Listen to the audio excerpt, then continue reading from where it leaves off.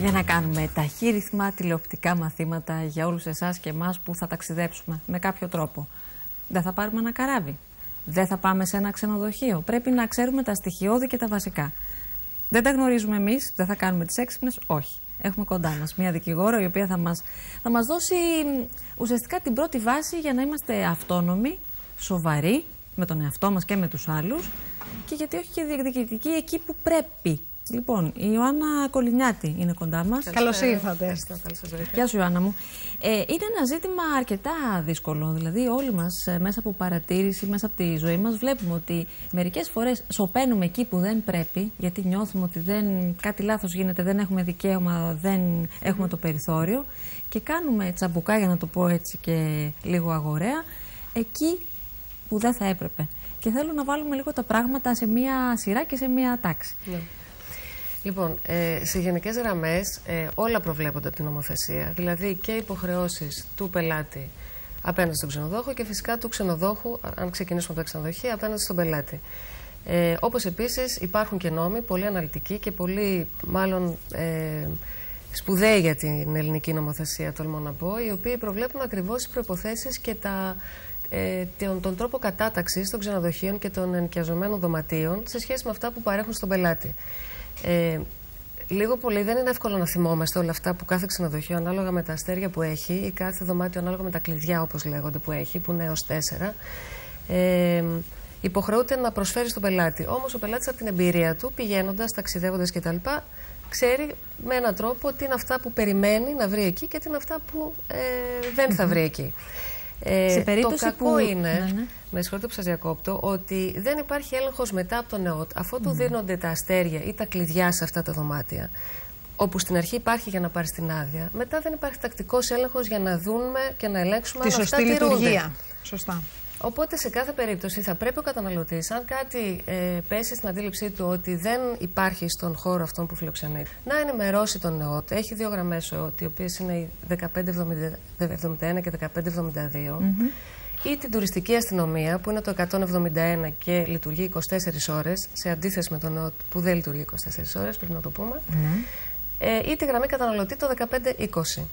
Και να παίρνει τις πληροφορίες που χρειάζεται για πράγματα που δεν γνωρίζει. Δηλαδή, γενικά, εσείς λέτε ότι μπορεί να είμαστε προστατευμένοι από τον νόμο, αλλά προστάτευτοι στην πράξη, ας πούμε. Ναι, κοιτάξτε, στην πράξη ενδεχομένως δεν ξέρουμε τα δικαιώματά μας ή δεν ξέρουμε και τα τηλέφωνα στα οποία πρέπει να απευθυνόμαστε. Σίγουρα δεν τα ξέρουμε. Ξέρουμε τις υποχρεώσεις μας, γιατί αυτές κάποιοι άνθρωποι σπέβδουν να τις επικοινωνήσουν, όπως είναι δηλαδή ο ξενοδόχος απέναντι στον πελάτη. Ο πελάτης όμως δεν ξέρει. Και θέλω λίγο να σταθούμε σε αυτό που είπες, γιατί είναι πολύ σημαντικό. Κλείνουμε ένα δωμάτιο, το οποίο δεν ξέρουμε πώς είναι, σε ένα ξενοδοχείο. Υπάρχει μια πλήρης περιγραφή για το σέρβις που υπάρχει, για τα αστέρια, όπως είπες, τα κλειδιά, και πάμε εκεί και δεν ισχύει η πραγματικότητα με αυτό που έχει περιγραφεί. Έχουμε δικαίωμα εκεί να κάνουμε κάτι έτσι και να απευθυνθούμε στα τηλέφωνα που μας είπες. Δεν είναι υπερβολή. Το βασικό είναι να μπορεί να σου παρέχει το ξενοδοχείο που έκλεισες το δωμάτιο το οποίο έκλεισες. Όχι όμως και το δωμάτιο που θα δεις στη φωτογραφία. Γιατί αυτό ήθιστε τα ξενοδοχεία να βάζουν τα 2 ή 3 καλύτερα δωμάτια τους στη φωτογραφία. Και όταν πας εκεί να αντιμετωπίσεις μια κατάσταση που δεν είναι ακριβώς η ίδια, τουλάχιστον σε επίπεδο θέας. Σε επίπεδο των πραγμάτων που πρέπει να υπάρχουν μέσα σε ένα δωμάτιο, δηλαδή τα έπλατα συγκεκριμένα, οι παροχές, αν προβλέπεται να έχει ψυγείο, αν προβλέπεται ό,τι προβλέπεται να έχει σε σχέση με την κατηγορία του. Εκεί φυσικά μπορείς να έχεις τις απαιτήσεις που πρέπει να έχεις όταν κλείνεις ένα δωμάτιο αυτής της κατηγορίας. Οπότε είναι πάρα πολύ σημαντικό να πούμε στους τηλεθεατές να ρωτάνε τι υπάρχει στο δωμάτιο το οποίο κλείνει αναλυτικά σε σχέση με την κατηγορία. Με τις παροχές, αν έχει air condition, αν έχει ψυγείο, κουζινάκι κτλ. Ώστε μετά να αποφεύγονται και οι παρεξηγήσεις. Ακριβώς. Έχει δικαίωμα να ζητήσει να του δείξουν διάφορα δωμάτια. Δηλαδή, άντε και έχει κάνει την κράτηση. Αλλά τελικά αυτό που βλέπει. Να του δείξουν διάφορα δωμάτια, αλλά αρκεί να υπάρχει διαθεσιμότητα. Ναι, εγώ γιατί αν δεν υπάρχει διαθεσιμότητα, τότε έχει το δικαίωμα να σε βάλει σε ένα δωμάτιο που είναι της κατηγορίας που έκλεισες. Και έχει τουλάχιστον τα πράγματα που προβλέπει ο νόμος μέσα.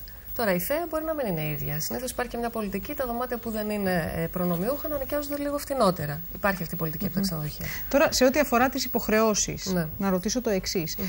Μπορεί κάποιος να έχει κλείσει ένα δωμάτιο, το οποίο ωστόσο να μην του αρέσει στη συνέχεια και να θελήσει να φύγει. Ο ξενοδόχος πώς προστατεύεται σε εκείνη την περίπτωση? Όσον αφορά αυτή την περίπτωση, σε περίπτωση που θέλεις να εγκαταλείψεις ένα δωμάτιο, τότε θα πρέπει για το υπόλοιπο των ημερών για τις οποίες το έχεις κλείσει να πληρώσεις το μισό της τιμής. Το μισό. Ναι. Δεν μπορείς δηλαδή το μισό της τιμής θα το πληρώσεις, αυτή είναι η υποχρέωσή σου νομική και ύστερα θα αποχωρήσεις.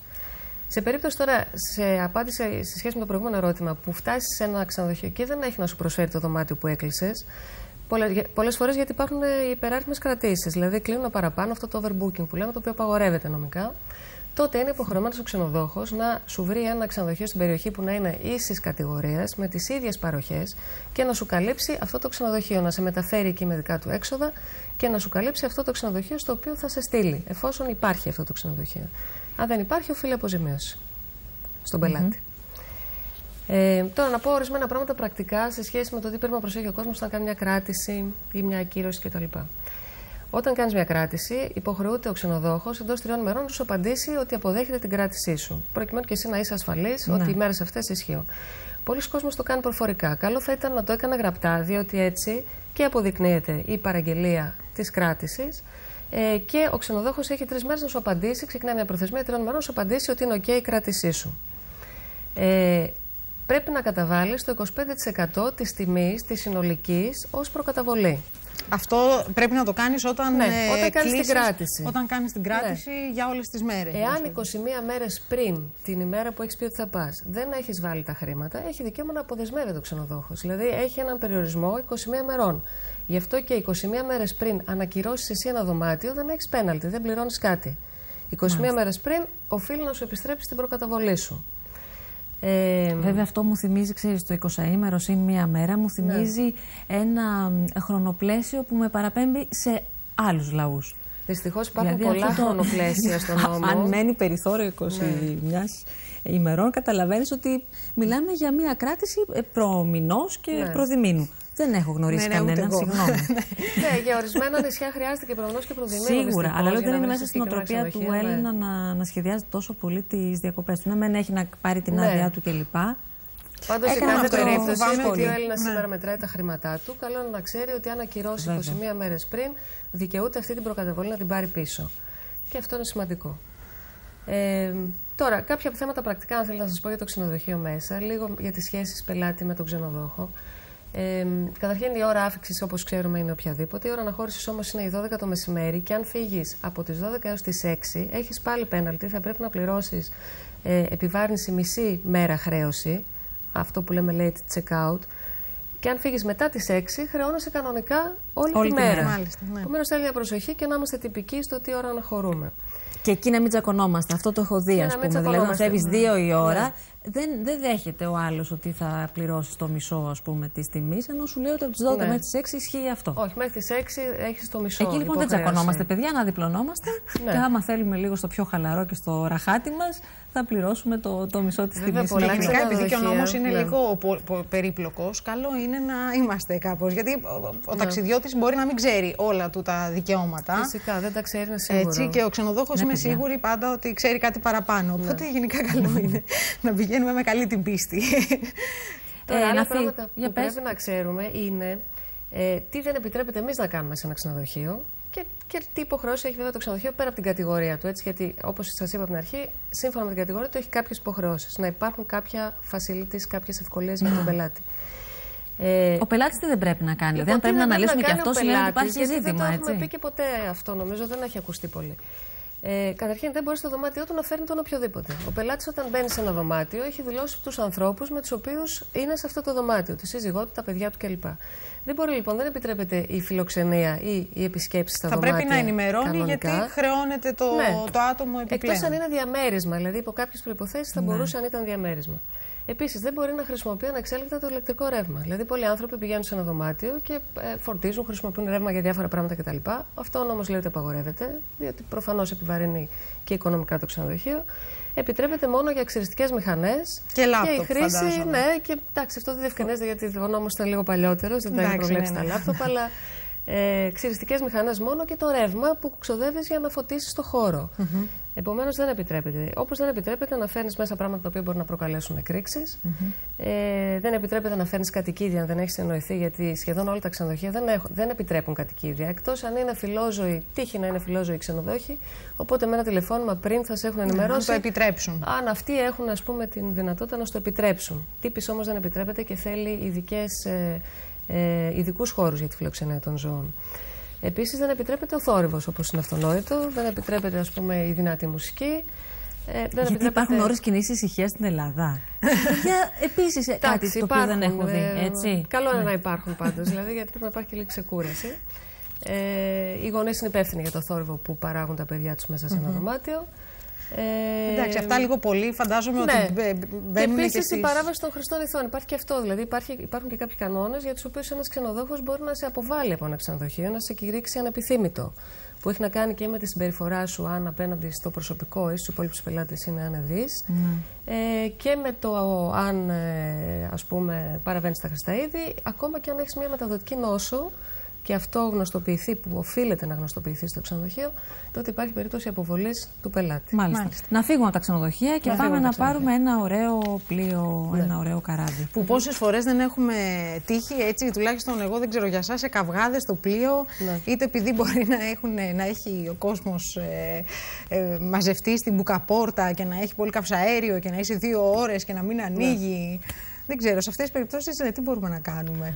Λοιπόν, καλά, αυτό τώρα δεν είναι εύκολο να κάνουμε και κάτι, γιατί ειδικά το καλοκαίρι που όλοι θέλουμε να μπούμε σε αυτό το πλοίο και ας μας φαίνεται γεμάτο και ας μας φαίνεται ταλαιπωρία όλη αυτή η διαδικασία, μάλλον δεν θα κάνουμε τίποτα στην πράξη προκειμένου να μπούμε στο πλοίο. Όμως υπάρχουν και κάποιοι κίνδυνοι σε αυτό.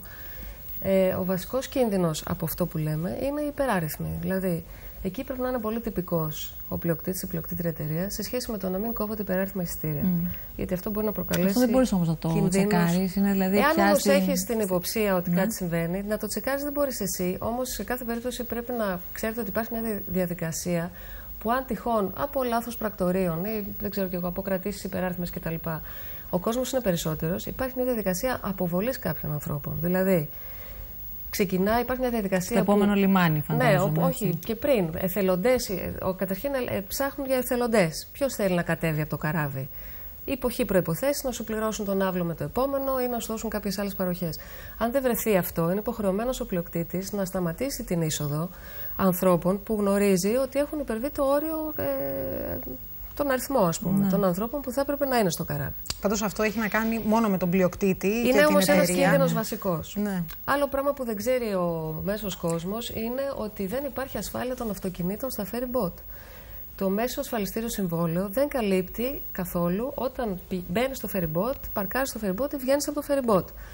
Για να το καλύψεις αυτό, θα πρέπει να έχεις. Εσύ ειδική ασφάλεια. Εσύ ειδική ασφάλεια. Δηλαδή να έχεις ζητήσει από την ασφαλιστική σου να υπάρχει στο συμβόλαιό σου, να προβλέπεται. Επομένως, αυτοκίνητο το οποίο βρίσκεις, αφού το έχεις παρκάρει, με σπασμένο καθρέφτη, με φτερό διαλυμένο, δεν υπάρχει κανένας. Δεν θα σε καλύψει. Και φταίς εσύ, δεν φταίει κανένας άλλος. Δεν μπορείς, ας πούμε, να. Γι' αυτό άλλωστε όμως και το παρκάρεις και εσύ συνήθως. Δηλαδή, υποθέτω ότι γι' αυτό σου δίνουν εντολές, είσαι παρόν την ώρα. Ναι, αλλά αν έχει ξεχάσει ο μπροστινός το φρένο, το χειρόφρενο να μην το έχει σηκώσει. Θα μπορούσες να κάνεις μια αγωγή στην πλειοκτήτρια εταιρεία, διότι δεν οφείλεται σε δική σου πλέον αμέλεια. Σίγουρα όμως δεν μπορείς να διεκδικήσεις τα χρήματα από τη δική σου ασφαλιστική, αν δεν έχεις αυτή την ειδική ασφάλιση. Σε σχέση με τις βαλίτσες που τις αφήνει κάποιος. Σε σχέση με τις βαλίτσες, και εκεί υπάρχει ένα θέμα, το οποίο είναι το εξής. Ενώ στο αεροπλάνο μπαίνουμε και παίρνουμε ένα χαρτί ότι έχουμε παραδώσει τη βαλίτσα μας και έχει έναν αριθμό επάνω και την αναζητούμε με τον αριθμό της αυτό. Στο πλοίο δεν υπάρχει αυτή η διαδικασία στην πράξη ενώ προβλέπεται. Δηλαδή για να σε καλύψει η πλειοκτήτρια εταιρεία, αν χάσεις τη βαλίτσα σου ή αν καταστραφεί, λέει ο νόμος ότι μόνο αν την έχεις παραδώσει εγγράφος για φύλαξη, τότε δικαιούσε να ζητήσεις αποζημίωση. Στην πράξη αυτό δεν γίνεται ποτέ, διότι μπαίνουν όλοι μαζικά μέσα σε ένα χώρο και τους λένε αφήστε τις βαλίτσες εκεί. Κάποιοι τις παίρνουν μαζί τους για να τις έχουν δίπλα τους, οπότε ως χειραποσκευές έχουν τη δική σου προσωπική επιτήρηση και επομένως δεν υπάρχει θέμα, η ασφάλεια έχει περάσει σε σένα πλέον. Όμως, δυστυχώς, ενώ προβλέπεται από τον νόμο, δεν το βλέπουμε στην πράξη να μας λέει κανείς στο πλοίο ότι ξέρετε, κάντε μια γραπτή παράδοση και μετά αφήστε τις βαλίτσες σας εδώ. Πάντως, ένα ακόμα θέμα είναι και με τα κατοικίδια. Διότι πληρώνουν εισιτήριο οι επιβάτες για τα κατοικίδια ειδικό και είναι στιβαγμένα στον γκαράζ. Αυτό είναι πολύ κακό. Πώς μπορείς να το. Κοιτάξτε, στα περισσότερα πλοία που μπαίνουν κατοικίδια, ειδικά αυτά που κοιτάξτε στον ανοιχτό χώρο, ενώ στα πλοία ανοιχτού τύπου, με συγχωρείτε, σπανίως υπάρχουν ειδικές θέσεις για τα κατοικίδια. Στα κλειστού τύπου υπάρχουν κάποια κλουβιά, όπου πάλι είναι να είναι το πολύ 3 στα κλειστού τύπου, αυτά που πάνε γρήγορα που λέμε, όπου επειδή το έχω ζήσει και εγώ στην πράξη, φτάνεις και τα ζώα είναι σε μια άθλια κατάσταση, είναι βρεμένα, έχουν κάνει αμετούς, δηλαδή σε πολύ κακή κατάσταση. Δυστυχώς οι συνθήκες για τα ζώα είναι απαράδεκτες. Πραγματικά κανείς δεν έχει ασχοληθεί με τα δικαιώματα του ζώου. Την επόμενη φορά θα ξαναπάρεις το κατοικίδιό σου. Και συνήθως θα προτιμήσεις να πάρεις το ανοιχτού πλοίου για το κατοικίδιό σου, ώστε να είναι τουλάχιστον στο κατάστρωμα δεμένο και να το επιτηρείς εσύ. Διότι οι προβλέψεις έτσι όπως είναι στα κλειστού τύπου τουλάχιστον είναι απαράδεκτες για τα ζώα. Επικώς απαράδεκτες. Τέλος, κάτι άλλο που θέλω να πω σε σχέση με τις βαλίτσες γενικότερα. Είναι και στο ξενοδοχείο και στις ακτοπλοϊκές και στα αεροπορικά ότι αν εμείς κουβαλάμε κάτι πολύτιμο μέσα, δεν μπορούμε να το αναζητήσουμε εκτός εάν έχουμε κάνει ειδική ασφάλεια γι' αυτό. Υπάρχει ένα έντυπο και στο check-in στο αεροδρόμιο, αλλά υπάρχει και ειδική ασφάλεια γι' αυτό αν θέλουμε να έχει μια αξία παραπάνω από αυτό που ρισκάρουμε να το χάσουμε. Και στο ξενοδοχείο ειδικά μπορούμε να το παραδώσουμε για φύλαξη στο χρηματοκιβώτιο του ξενοδοχείου. Άλλως δεν μπορούμε να αποδείξουμε ότι κουβαλάγαμε κάτι πολύτιμο. Ειδικά τώρα, μια και ρωτάτε για τις βαλίτσες, στα αεροπορικά θα πρέπει να προσέξουμε το εξής. Επειδή έχουμε κάποια δικαιώματα, αν χάσουμε τη βαλίτσα μας, να αναζητήσουμε και το περιεχόμενο και κάποια έξοδα στα οποία υποβληθήκαμε προκειμένου να έχουμε τα απαραίτητα έτοιμα για 2-3 μέρες που δεν βρέθηκε η βαλίτσα μας ή για περισσότερο καιρό αν δεν βρέθηκε καθόλου. Θα πρέπει να κρατάμε τις αποδείξεις των πραγμάτων που αγοράσαμε στο εξωτερικό. Αυτές μπορούμε να τις ενσωματώσουμε σε μια αίτησή μας ή μια αγωγή αποζημίωσης κατά των εταιριών και μόνο ότι έχουμε και μπορούμε να αποδείξουμε εγγράφος μπορούμε να ισχυριστούμε και μετά.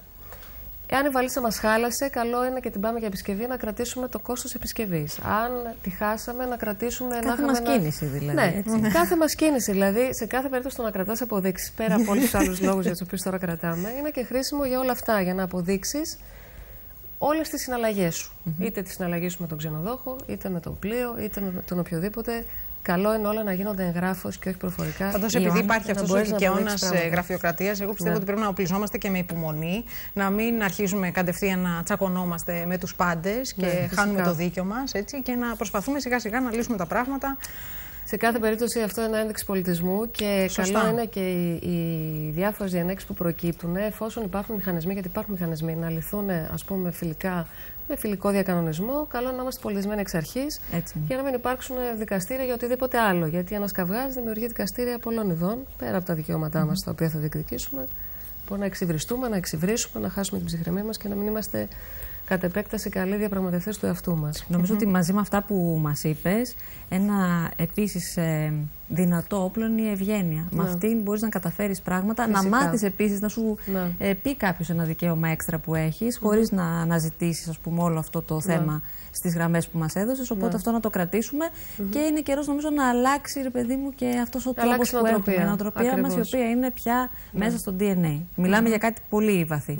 Θα πω και κάτι τελευταίο τώρα σε σχέση με αυτό, για παράδειγμα, το οποίο επίσης απαγορεύεται και μερικοί άνθρωποι δείχνουν να το αγνοούν, ενώ είναι εμφανές ότι απαγορεύεται.